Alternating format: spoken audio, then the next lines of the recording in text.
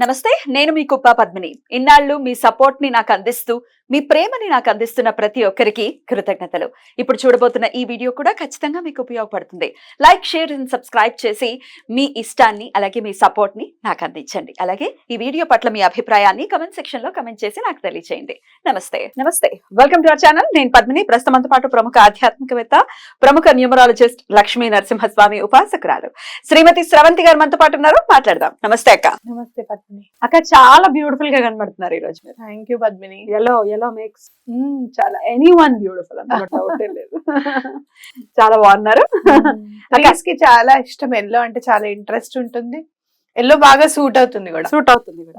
పడి వస్తాను నేను కూడా ఎల్లో అంటే. పిచ్చి తిట్లు తిడతారు ఇంట్లో. మొత్తం ర్యాకలు ఎల్లోలు. ఇంకా ఎల్లో అంటే ఎల్లోనే. Yellow is a beautiful divine colour. Definitely మనకు నచ్చుతుందని కాదు కానీ అవును, చాలా డివినిటీ ఉంటుంది. రైట్ అక్క, కార్తీక మాసం చివరి అంకంలోకి వచ్చేస్తున్నాము. ఒకంత బెంగగానే ఉంది నాకైతే. కార్తీక మాసం అబ్బా అంటే చాలా అంటే ఆధ్యాత్మిక శోభతో ఉండేటటువంటి మాసం కాబట్టి ఇక మళ్ళీ వచ్చే సంవత్సరం దాకా వెయిట్ చేయాలి. ఇంతటి బ్యూటిఫుల్ ఇది మళ్ళీ చూడాలి అని అంటే సరే. కాలం ఎవ్వరి కోసం ఆగదు. ఎటువంటి పరిస్థితుల్లో కార్తీక అమావాస్య వచ్చేస్తోంది. శనివారం మధ్యాహ్నం ఇంచుమించు 11 చిల్లరకు వస్తోంది. ఆదివారం కూడా ఉండబోతుంది. మరి అప్పుడు శనివారమా ఆదివారమా ఏ రోజు చేసుకోమంటారు? మరి ఏ రోజు చేసుకుంటే పవర్ఫుల్ గా అసలు ఏం చేసుకోవాలి? పవర్ఫుల్ రెమెడీస్ ఏమైనా చెప్తారా? ఎప్పుడైనా కూడా అమావాస్య శనివారం నాడు వస్తే చాలా మంచిదని చెప్పుకోవచ్చు. ఎందుకు అని అంటే గనక మనకి ఏమైనా శని బాధలు ఉంటాయి గనక, అంటే శని బాధలు పెడతాడా అని అంటే ఆయన కర్మకారకుడు. మనం చేసిన దానికి రిజల్ట్స్ తప్పకుండా ఇవ్వాల్సిస్తే ఆయన తప్పకుండా ఇస్తారు కూడా. అలా మనం ఏమన్నా మనం చేసుకున్న వాటికే మనం ఇప్పుడు ఇబ్బంది పెడుతున్నాము అంటే గనక శనివారం అమావాస్య నాడు ఈ రెమెడీస్ చేసుకోవాలి కంపల్సరీగా.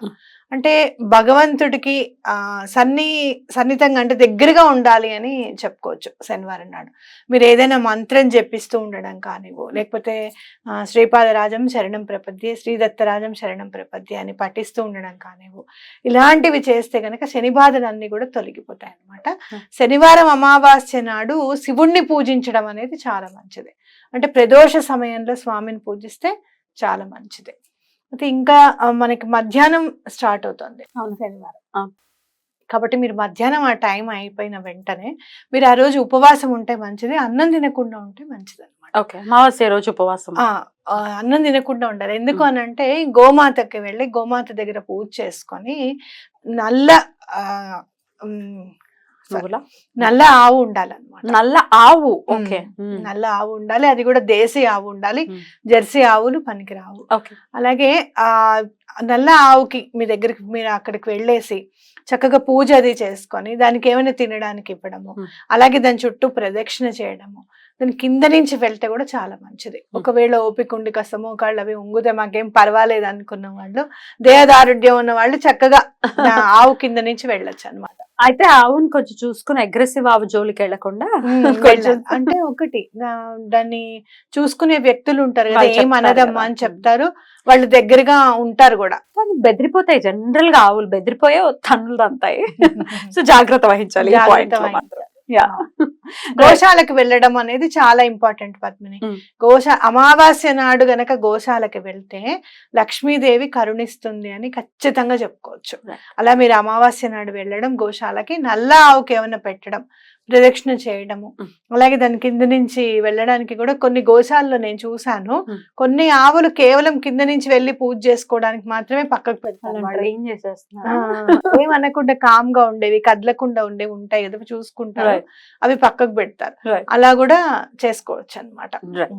గో పూజ చేసుకుంటే చాలా మంచిది అని గుర్తుపెట్టుకోవాలి మనం. అయితే అమావాస్య అర్ధరాత్రి అంటే రాత్రి వేళలో అమావాస్య ఉన్నది జనరల్ గా చూసుకుంటారు. రెమెడీస్ చేయడానికి కూడా అమావాస్య ఆ టైంలో ఉన్నదే చూసుకుంటారు కదా. ఎటువంటి రెమెడీస్ ని ఫాలో చేయమంటారు? ఎటువంటి ఇబ్బందుల నుంచి అధిగమించవచ్చు మీరు చెప్పేటటువంటి రెమెడీస్ చేస్తే? చెప్పులు దానం చేస్తే చాలా మంచిది. ఫస్ట్ రెమెడీ ఇదే. శనివారం నాడు మీరు ఏం చేస్తారంటే శుక్రవారం నాడే కొనేసుకోండి, మీరు దానం చేసారు. ఎందుకంటే శనివారం నాడు చెప్పులు కొనకూడదు కాబట్టి శుక్రవారం నాడే కొనేసుకుని పెట్టుకోండి. శనివారం మీరు చక్కగా దానం చేసేసేయండి. చెప్పులు దానం చేయడము, అలాగే గుళ్ళో పాలు ఇవ్వడము అభిషేకానికి, ఇలాంటివి చేస్తే చాలా మంచిది అనమాట. అలాగే మీరు ఏదైనా కొంచెం పులిహార కానివ్వు, లేదంటే ఏదైనా చక్కెర పొంగల్ కానివ్వు, గుడి దగ్గర పంచి పెట్టడము, ఇలాంటివి చేస్తే చాలా మంచిది. అంటే భగవంతుడి కార్యక్రమాలు కానివ్వు, లేదు అంటే కనుక ఎవరికైనా చారిటీ కార్యక్రమాలు కానివ్వు చేస్తే చాలా మంచిది.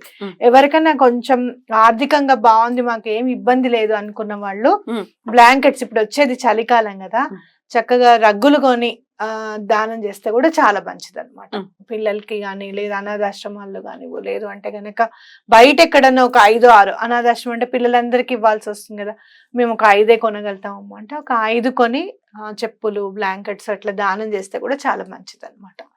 మీరు ఏలినాటి శని కానీ, లేకపోతే శని మహర్దశ కానీ, అర్ధాష్టమ శని కానీ, ఇలాంటివి ఏమన్నా వచ్చి మీరు ఇబ్బంది పడుతున్నారు చాలా అని అనుకుంటే కనుక ఈ రెమెడీ ఫాలో చేస్తే చాలా మంచిది. అలాగే శనీశ్వరుడి శ్లోకం ఉంటుంది కదా, నీలాంజన సమాభాసం రవిపుత్రం యమాగ్రజం ఛాయామార్తాండ సంభూతం తం నమామి శనేశ్వరం, ఇది చదువుకుంటే కూడా చాలా మంచిది. సాయంత్రం ప్రదోష సమయంలో 6 నుంచి శివుడికి సంబంధించినవి చంద్రశేఖర అష్టకం కానివ్వు, లేదు అంటే గనక మీకు మృత్యుంజయ మంత్రం కానివ్వు, అది ఇది ఏది లేదు ఓం నమ శివాయ మంత్రం కానివ్వు, ఇవి చేసుకుంటే కూడా చాలా మంచిది అనమాట. రైట్. ఇలాంటి నెగటివ్ ఎనర్జీస్ ఉన్నా కూడా దూరం అయిపోవాలి అని చెప్పి దండం పెట్టుకొని చేసుకుంటే, ఇంట్లో ధూపం వేస్తే కూడా చాలా మంచిది, ఈ నెగటివ్ ఎనర్జీస్ అంతా కూడా వెళ్ళిపోవాలి అని చెప్పి. అయితే మీరు ఇంకా మనం చూస్తే గనక ఇంట్లో క్లటర్స్ ఉంటాయి. అంటే ఏంటంటే అనవసరమైన సామాను దేనికో దానికి పనికొస్తుంది అని దాస్తూ ఉంటాం మనం. అలాంటివి రిమూవ్ చేసి పడేయడం కూడా చాలా ఇంపార్టెంట్. కవర్ల దగ్గర నుంచి దాస్తాం. మంచినీళ్ళ బాటిల్స్, చిన్న బాటిల్ ఉందనుకో దేనికైనా పనికొస్తుంది కదా అని పక్కకు పెడతాం అనమాట. అట్లాంటివన్నీ కూడా తీసి పడేసేయాలి. అంటే ఉపయోగించని వస్తువులు ఏవి కూడా, పగిలిపోయిన వస్తువులు ఏవి కూడా ఉండడానికి వీల్లేదు. అలాంటివి వెంటనే బయటకు పంపించడం అనేది చాలా ఇంపార్టెంట్ అనమాట. అలా చేసుకుంటే మంచిది. రైట్. అయితే ఆదివారం సుమారు 11:50 వరకు కూడా అమావాస్య ఉంది. అంటే అపరాహ్న కాలం వరకు కూడా అమావాస్య ఉంది ఆదివారం. సో ఆదివారం కూడా యూటిలైజ్ చేసుకోవచ్చు కొంతమంది చెప్తూ ఉన్నారు. మరి మీరేం చెప్తారు? అంటే మీరు ఆదివారం నాడు అమావాస్య ఉంది కాబట్టి అసలు ఆదివారము అర్కము అమార్క అంటారు, అమార్క యోగము అంటారు. అప్పుడు మీరు ఏం చేయాలంటే ఏవైనా హర్బ్స్ ఉంటే గనక మీరు ఇంట్లో తీసుకొచ్చి పెట్టుకోవాలి. జిల్లేడు చెట్టు వేరు గనక, తెల్ల జిల్లేడు చెట్టు వేరు గనక మీకు దొరికితే అది తీసుకొచ్చి మీరు ఇంట్లో పెట్టుకోవాలి ఆ రోజు. అలాంటి హర్బ్స్ ఏమైనా తెచ్చుకోవడానికి చాలా మంచి రోజు అనమాట. అట్లాగే మీరు ఏదన్నా ఆయుర్వేదిక్ మెడిసిన్స్ ఏమైనా స్టార్ట్ చేయాలనుకున్నారు అంటే కూడా ఆ రోజు మంచి రోజు. కాబట్టి మీరు శ్వేతార్క గణపతిని గనక ఆ రోజు తెచ్చుకుంటే, మీ ఇంట్లో లేదు శ్వేతార్క గణపతి ఉండాలనుకుంటున్నారు అంటే చక్కగా శ్వేతార్క గణపతిని తెచ్చుకొని ఇంట్లో పెట్టుకొని పూజ చేసుకోవడం అనేది చాలా మంచిది. లేదు మీకు వేరు దొరికింది అని అంటే అది చక్కగా తీసుకొచ్చి ఒక బాక్స్ లో పెట్టేసి 2-3 కర్పూరం బిళ్ళలు వేస్తే పాడవకుండా ఉంటుంది. అలా ఆ బాక్స్ మీకు లివింగ్ రూమ్ లో కానివ్వు, పూజ రూమ్ లో కానివ్వు పెట్టుకుంటే చాలా మంచిది అనమాట. Beautiful, beautiful. అయితే పులికాపు అంటే దేవుళ్ళని శుభ్రపరచుకునేటటువంటి ప్రక్రియ అమావాస్య తర్వాత చెయ్యాలి అనేది చాలా సార్లు మీరు చెప్పి ఉన్నారు. నెక్స్ట్ వచ్చేది మార్గశీర్ష మాసము, తర్వాత 15 రోజుల తర్వాత ధనుర్మాసం కూడా మొదలు కాబోతోంది. కాబట్టి మరి పులికాపు ఎప్పుడు సండే అమావాస్య ఘడియలు అయిపోయిన తర్వాత చేసుకోవచ్చా? సండే కాదు మండేనే చేసుకోవడం అనేది. ఎందుకంటే మనం భోజనం అది చేసేస్తాము. చేయకపోయినా కూడా మధ్యాహ్నం పూట ఏ పని చేయం, దేవుడిది పొద్దున పూటే చేసుకుంటాం. కాబట్టి సోమవారం నాడు చేసుకోవడం అనేది ఇంపార్టెంట్. ఎందుకంటే ఆ రోజు కూడా సూర్యోదయానికి అమావాస్య ఉంది కదా, అమావాస్య కిందే పరిగణించుకుంటాం మనం. ఇప్పుడు ఎవరైనా సాయంత్రం పూట చేసుకునే పూజలేమో శనివారం చేసుకోండి. ఇలా ఏవైనా మనం ఇట్లా హర్బ్స్ అవి తెచ్చుకోవాలనుకున్నదేమో ఆదివారం ఉపయోగించుకోండి. కాబట్టి సోమవారం చేసుకోవడమే మంచిది, ఉత్తమం. క్లీన్ చేసుకోవటం, బూజులు అవి దులుపుకోవాలి అనుకుంటే కూడా సోమవారం చేసుకోవడం మంచిది. రైట్. పొద్దున్నే కొంచెం సమయం తీసుకొని చేసేసుకోవడం బెటర్. అవును, రైట్ అక్క. ఇక చెక్ రెమెడీ కూడా అమావాస్య ఖచ్చితంగా మీరు గుర్తు చేస్తూ ఉంటారు. చెక్ రెమెడీ కూడా ఆబ్వియస్ గా చేసుకోవచ్చు కదా అక్క? శనివారం రోజు నైట్ చెక్ రెమెడీ చేసుకోండి. ఇది చాలా మంచి అవకాశం మనకి. ఎందుకు అని అంటే గనక మనకి ఎవరి నుంచి అయినా బాధ కలుగుతోంది అంటే, ఆ బాధ కలుగుతోంది నాయన నువ్వే చూడు అంటే శని భగవానుడు ఇమ్మీడియట్ గా మనకి రెస్పాండ్ అవుతాడు అనమాట. అంటే ఇంకోటి ఏంటంటే ఆయనకి చాలా ఇష్టమైనది చారిటీ చేయడం. అంటే ఎవరికన్నా ఏదన్నా దానం చేయడం అంటే శని భగవానుడికి చాలా ఇష్టం. కాబట్టి ఆయనకి మాట ఇవ్వండి, ఇక్కడి నుంచి కనుక మాకు డబ్బులు వచ్చేస్తే మేము ఇది భగవంతుడికంటూ ఇది ఖర్చు పెడతాము, కొంచెం చారిటీకి ఇంత ఖర్చు పెడతాము అని చెప్పి దండం పెట్టుకోండి. ఎటువంటి పరిస్థితుల్లోనూ ఆయన ఇప్పిస్తాడు. చాలా బ్యూటిఫుల్ గా ఎక్స్ప్లెయిన్ చేశారక్క. డెఫినెట్ గా శనివారం శనివారం అమావాస్యని ఆదివారం అమావాస్యని కూడా 2 రోజులు కలిసి వస్తుంది ద్వయం చేత. సో ఖచ్చితంగా మన వాళ్ళు వినియోగించుకోవాలని మనవి చేస్తూ చెక్ రెమెడీకి సంబంధించి అసలు రెడ్ టీవీ భక్తి స్రవంతి చెక్ రెమెడీ అని కొడితే వచ్చేస్తుంది. రైట్ అక్క, thank you so very much. నమస్తే.